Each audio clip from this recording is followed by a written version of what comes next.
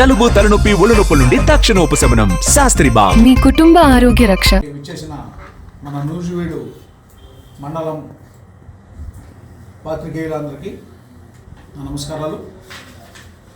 ఈ పత్రికా సమావేశానికి ముఖ్య కారణం ఇటీవల మన చాట్రాయి మండలంలో ఆరుగొలను విలేజ్లో ఒక నకిలీ స్వామీజీ ఒక డాబా ఇంట్లోకి ప్రవేశించి ఆ ఇంటికి శని పట్టుకుంది.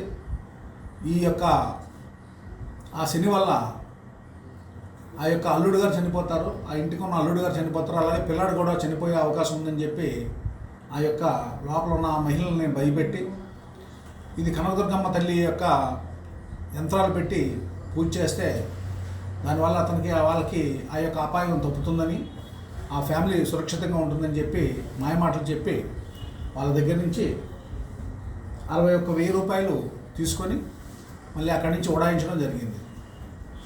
అలాగే ఇంతకు ముందు కూడా అంటే దగ్గర 8 నెలల క్రితం మన నూజివీడు రూరల్ ప్రాంతంలో పోతిరెడ్డి గ్రామంలో కూడా ఈ సమ్మక్క సారక్క పూజలు చేస్తామని చెప్పి నమ్మించి ఒక 26,400 రూపాయలు ఆ విధంగా వాళ్ళ దగ్గర నుంచి తస్కరించడం జరిగింది.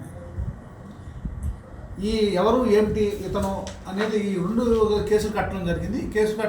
దర్యాప్తు చేస్తున్న సమయంలో మన చాట్రాయి ఎస్ఐ గారు, వాళ్ళ యొక్క సిబ్బంది, అలాగే మన నూజివీడు రూరల్ సిఐ గారి యొక్క ఆధ్వర్యంలో సాంకేతిక పరిజ్ఞానంతో మనము ఇది ఎవరనేది మనం తెలుసుకున్నాము.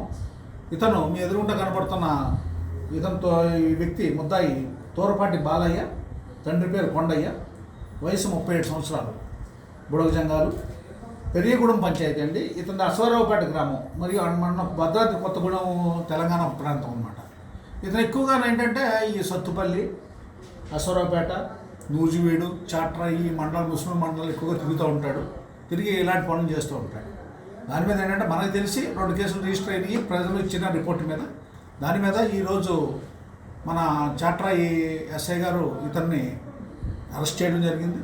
అరెస్ట్ చేసి అతని దగ్గర నుంచి ఏదైతే ఈ యొక్క సొమ్ము బాధితులు పోగొట్టుకున్నారో దాన్ని రికవర్ చేయడం జరిగింది. అది మీ ముందు ప్రదర్శించడం జరుగుతుంది.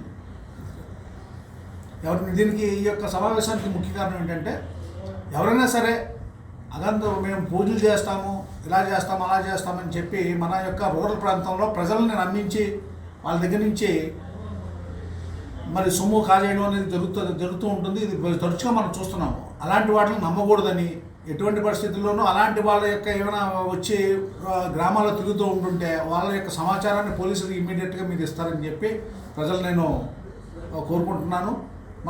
ఈ యొక్క పత్రికల ద్వారా ఈ విషయాన్ని ప్రజల్లో బాగా సర్క్యులేట్ చేస్తే ఇలాంటి కేసెస్ మనకి జరగకుండా ఉంటాయి, ప్రివెంట్ అవుతాయని చెప్పి నా మనవి. Thank you. మరిన్ని వీడియోస్ కోసం ఛానల్ ని సబ్స్క్రైబ్ చేయండి. లేటెస్ట్ అప్డేట్స్ కోసం వాట్సాప్ ఛానల్ ని ఫాలో అవ్వండి. ఆ లింక్ డిస్క్రిప్షన్ లో ఉంది.